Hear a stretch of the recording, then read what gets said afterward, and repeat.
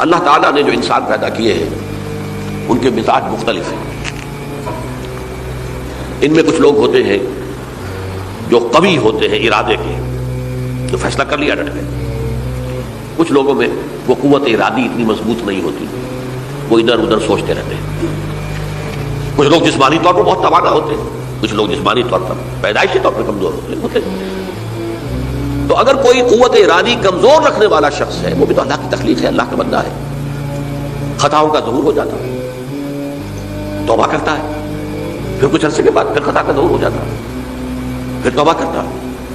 تو ہم تو یہ سمجھیں گے کہ ایک حد کے بعد پھر اس کی توبہ قبول نہیں ہونی چاہیے. لیکن حدیث سنیے. وعن ابی ہریرہ رضی اللہ تعالی عنہ قال قال رسول اللہ صلی اللہ علیہ وسلم ان عبدا اذنب ذنبا، یقیناً ایک بندہ جو ہے وہ ایک گناہ کرتا ہے. فقال، پھر وہ کہتا ہے رب، اے میرے پروردگار، اذنبت فاغفر لی، مجھ سے گناہ ہو گیا ہے، مجھے معاف فرما دے. فقال ربہ، تو پروردگار یہ کہتا ہے اعلم عبدی ان لہ ربا یغفر الذنب ویأخذ بہ، میرا یہ بندہ یہ جانتا ہے کہ اس کا ایک رب ہے جو گناہ معاف بھی کر سکتا ہے اور سزا دے بھی سکتا ہے. کیا معنی ہوئے؟ گناہ اس نے کیا ہے لیکن جانتا ہے اللہ کو کہ وہ معاف بھی فرما سکتا ہے، تبھی تو وہ اللہ سے معافی کی درخواست کر رہا ہے. اس کے اس جاننے کی بنیاد پر، اس کے اس علم کی بنیاد پر، اس کے اس ایمان کی بنیاد پر فرمایا غفرت لعبدی، میں نے اپنے بندے کو معاف کر دیا. ثم مکث ما شاء اللہ، پھر وقت گزرا جتنا کہ اللہ نے چاہا. ثم اذنب ذنبا، پھر اس سے گناہ ہو گیا. فقال رب اذنبت ذنبا فاغفر، پھر کہتا ہے پروردگار مجھ سے گناہ ہو گیا، پھر مجھے معاف فرما دے. فقال ربہ، اللہ فرماتا ہے عالم عبدی ان لہ ربا یغفر الذنب ویأخذ بہ، میرا بندہ ہے نا جو جانتا ہے کہ اس کا ایک رب ہے، ایمان باللہ اس کے اندر ہے، تبھی تو پکار رہا ہے. اور یہ بھی جانتا ہے کہ وہ گناہ معاف بھی کر سکتا ہے اور چاہے تو پکڑ بھی سکتا ہے، سزا بھی دے سکتا ہے. تو فرمایا، اللہ تعالیٰ فرماتے ہیں میں نے فرمایا کہ میں نے معاف کر دیا. ثم مکث ما شاء اللہ، پھر ایک عرصہ گزرا اس کے بعد. ثم اذنب ذنبا، پھر اس نے گناہ کیا. قال رب اذنبت ذنبا آخر، اس نے کہا پروردگار میں نے تو پھر ایک اور گناہ کر دیا، فاغفر لی، مجھے بخش دے. فقال اعلم عبدی ان لہ ربا یغفر الذنب ویأخذ بہ، میرا بندہ جانتا ہے نا کہ اس کا ایک رب ہے جسے وہ پکار رہا ہے، اور وہ جانتا ہے کہ اسے اختیار حاصل ہے کہ چاہے تو بخش دے اور چاہے تو پکڑ لے. اس کے اس علم، اس ایمان کی بنیاد پر میں نے اسے معاف کر دیا. ایک اور حدیث، میں نے چونکہ اس گفتگو کے لیے ان احادیث کا تفحص کیا ہے، یہ تو بہت ہیں حدیثیں، میں نے ان میں سے کچھ چنی ہیں. ہمارے بعض واعظ ناصح وہ بھی کسی شخص کو روکتے رہے، برائیوں سے روکتے رہے، نہیں رکتا تو کہیں غصے میں آ کے اللہ تجھے کبھی معاف نہیں کرے گا. یہ کتنا بڑا جرم ہے، اس کا اندازہ کیجیے اس حدیث سے. تو میرے بندے کو میری رحمت سے مایوس کر رہے ہیں، کتنا بڑا جرم ہے اس کا اندازہ کیجیے. یہ مسلم شریف کی روایت ہے عن جندب، حضرت جندب رضی اللہ تعالی عنہ سے، ان رسول اللہ صلی اللہ علیہ وسلم حدث، کہ اللہ کے رسول صلی اللہ علیہ وسلم نے ایک واقعہ بیان کیا. ان رجلا قال، کہ ایک شخص نے یہ کہا واللہ لا یغفر اللہ لفلان، کہ خدا کی قسم اللہ تعالیٰ فلاں شخص کو کبھی معاف نہیں کرے گا. وان اللہ تعالیٰ قال، اس پر اللہ تعالیٰ نے یہ فرمایا من ذا الذی یتعالی علیہ، یہ کون ہے جو میرے اوپر حکومت کرنے والا آ گیا، جو میری طرف سے حکم لگا رہا کہ میں کبھی معاف نہیں کروں گا. من ذا الذی، کون ہے وہ شخص، الذی یتعالی علیہ انی لا اغفر لفلان، کہ میں فلاں شخص کو کبھی معاف نہیں کروں گا. قد غفرت لفلان، اس کو تو میں نے معاف کر دیا. واحبطت عملہ، اس شخص کے تمام اعمال میں نے ضائع کر دیے کہ تم نے میرے بندے کو مایوس کیا. یہ ہے جرم کی انکار. تو توبہ کی دعوت دیتے رہو، توبہ کے لیے لوگوں کو آمادہ کرتے رہو، توبہ جو ہے اس کے لیے ترغیب دیتے رہو. اللہ تعالیٰ معاف فرمانے والا. اب آخری حدیث سنا رہا ہوں، یہ تو بہت ہی عجیب حدیث ہے اور متفق علیہ، یہ بخاری اور مسلم دونوں میں. حضرت ابو سعید الخدری رضی اللہ تعالی عنہ جو ہے وہ اس کے راوی ہیں. حضور نے فرمایا کانا فی من کانا قبلکم رجل قتل 99 نفسا، تم سے پہلے جو امت تھی بنی اسرائیل، گویا کہ ان کا ذکر ہے، اس میں ایک آدمی ایسا تھا جس نے 99 قتل کیے تھے۔ اب آپ اندازہ کیجئے کتنا بڑا گناہ کبیرہ ہے قتل۔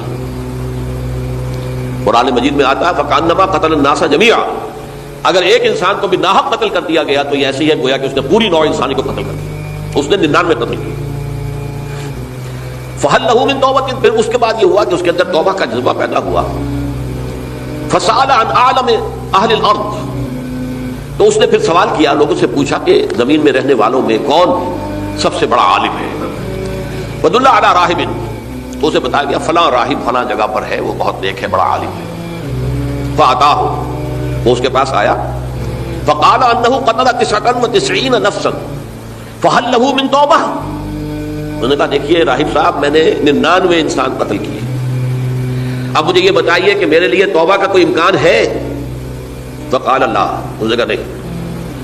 فقتلہ، اس نے اس کو بھی قتل کر دیا۔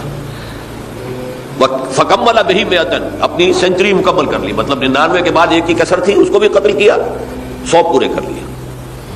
ثم سأل عن عالم اہل الارض، پھر اس نے پوچھا کوئی اور کوئی بڑے عالم انسان ہو۔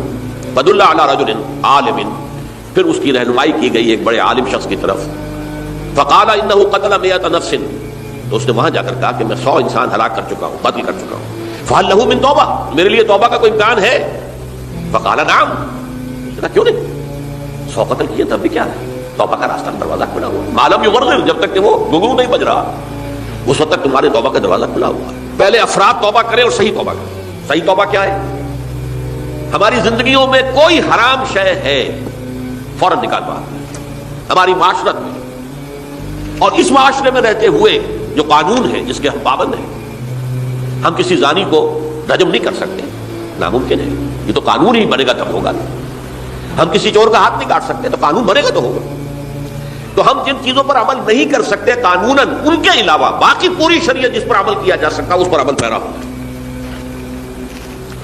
سود میں بند نہیں کر سکتا، بینکوں کو میں آگ نہیں لگا سکتا، اور بینکوں کو آگ لگا دیں گے تبھی سود تو ختم نہیں ہوگا، لیکن یہ تو کر سکتا ہوں نا کہ براہ راست سود میں ملوث نہ ہوں، سود پر قرضہ لے کر اپنا کاروبار نہ چمکاؤں نہ بڑھاؤں، سود پر قرضہ لے کر اپنے مکان نہ اونچا کروں، یہ تو کر سکتا ہوں۔ تو کم سے کم جو ڈائریکٹ کسی نے قانون نہیں بنایا کہ لازم ہے آپ پر کہ آپ سودی قرضہ لیں اور اپنی بلڈنگ عالی شان بنا لیں، کسی نے نہیں کی۔ یہ اگر کر رہے ہیں تو آپ مجرم ہیں۔ آپ کے معاشرے میں کوئی قانون نہیں بنا کہ پردہ ختم، برقع حرام، مصر یہ ترکی میں تو کر دیا گیا، برقع حرام، وہاں تو سر کو اوپر جو ہے ڈھانپنا جو ہے، سکارف لینا بھی ممنوع ہے، یہاں تو نہیں ہے۔ پھر یہاں جنہوں نے چھوڑا ہے مجرم خود ہے۔ یہاں تو اللہ کا شکر ہے کوئی ایسا مصطفیٰ کمال پیدا آج تک نہیں ہوا ہے کہ جس نے ان چیزوں کا حکم دیا۔ ہاں ترغیب ہے، ذرائع ابلاغ کے ذریعے سے، فحاشی ہے، اریانی ہے، لیکن چوز آپ خود کرتے ہیں، فیصلے کا اختیار آپ کا اپنا ہے۔ تو جن چیزوں کے اندر بھی گناہ سے بچنے کا امکان ہے اس کو عملاً ترک کیا جائے، اور نمبر 2 عزم مصمم کر لیا جائے کہ اللہ اب بقیہ زندگی جتنی بھی ہے اس میں اپنی توانائیاں، اپنی قوتیں، اپنی صلاحیتیں صرف کروں گا تیرے دین کی تبلیغ اور تیرے دین کے قائم کرنے کی جدوجہد۔ عزم مصمم، یہ سلطنت خدا داد پاکستان، اور اللہ ہے خاصان رسول، وقت دعا ہے، امت میں تیری آت یا جب وقت پڑا ہے۔ میں اپنے احساسات جو ہیں آپ کے سامنے الفاظ میں بیان نہیں کر سکتا۔ یہ جب یروشلم کی تباہی ہوئی تھی جس کا میں نے ذکر کیا ہے، 6 لاکھ انسان قتل ہوئے تھے، اور 6 لاکھ کو نبوکدنضر جو تھا وہ ہانک کر بھیڑوں بکریوں کی طرح بیبیلونیا لے گیا تھا۔ اس سے پہلے کتنے ہی نبی اہل کتاب کے وہ کہتے رہے تھے کہ ہوش کرو، توبہ کر لو، بلکہ ایک جگہ کے الفاظ یہ ہیں درخت کی جڑ پر کلہاڑا رکھا جا چکا ہے، اب بھی ہوش میں آ جاؤ، ہوش میں نہیں آئے۔ دنیا پرستی جو بھی ان کے نفس پرستی جو بھی ان کے اوپر مسلط ہو چکی تھی اس نے انہیں توبہ نہیں کرنے دی، تباہی و بربادی ہو گئی۔ آج ہماری نگاہوں کے سامنے عراق کے ساتھ کیا ہو رہا ہے، بغیر اس کے کہ کوئی جرم ہوتا، بغیر اس کے ہم تو بڑے بڑے جرم کر چکے ہیں ان کی نگاہ میں۔ نان پرولیفریشن ٹریٹی جو ہے اس کے خلاف ہمارا عمل جا رہا ہے پوری دنیا کے اندر، انہوں نے کہا کہ ہم اس کو ایٹمی صلاحیت کو نہیں پھیلنے دیں گے۔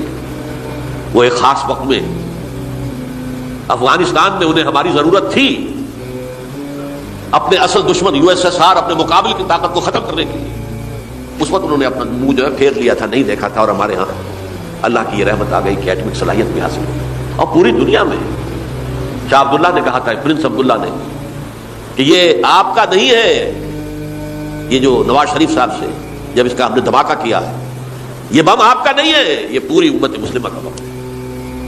کیسے یہ برداشت کر سکتے ہیں یہودی اور یہودیوں کے اعلی کار عیسائی، خاص طور پر Protestants, west white Anglo Saxon Protestants?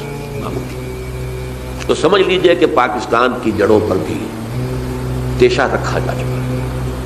یہ میرے احساسات کی اس سے کم میں تعبیر ہو نہیں سکتی، لیکن اب بھی امکان ہے، اب بھی امکان ہے، اب بھی امکان ہے۔ توبہ کرو، توبہ کراؤ، مل جل کر طاقت بنو، کوشش کرو کہ یہاں اسلام کا نظام آ جائے، اور اس اسلام میں بھی دعا کرو اللہ تعالیٰ سے کہ اللہ ہمیں مہلت عطا فرما دے، ہمیں کچھ اور مہلت عطا فرما دے، اے اللہ ہمیں کچھ اور مہلت عطا فرما دے۔ بارک اللہ لی ولکم فی القرآن العظیم ونفعنی وإیاکم بالآیات والذکر